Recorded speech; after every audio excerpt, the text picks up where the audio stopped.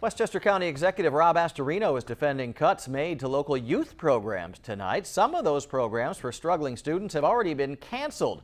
But the funding fight isn't over just yet, it seems. News 12's Tim Cassidy is here with an update for us. Tim. Well, Brian, the Nepperhan Community Center already had to turn away as many as 100 troubled students for after-school help because of these cuts. The county executive says this money was cut by the federal government, but some legislators believe the money is here, just being held back.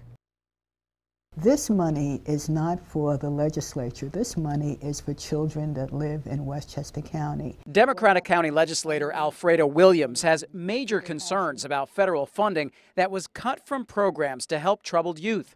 Williams and others believe the money was delivered to Westchester, but the Astorino administration decided not to give it to programs like the YMCA in Yonkers and the Nepperhan Community Center.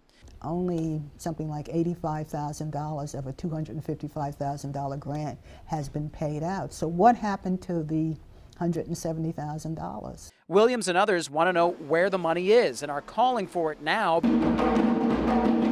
because programs like Youth Theater Interactions in Yonkers is about to start a summer program to keep kids off the streets and safe, but they were also cut. These youngsters need these programs. The programs that they're talking about. County Executive Rob Astorino says it wasn't his office that made the cuts, the federal government did. We can continue to fund every program, and we continue to have the highest taxes in the country.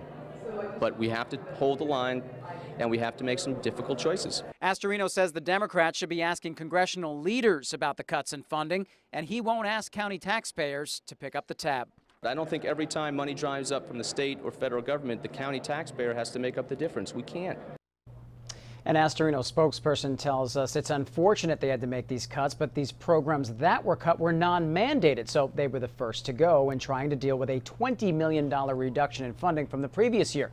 As for the $170,000 that legislator Williams was referring to, the spokesperson says that money was slated in calendar year 2011, but not in the 2012 budget year.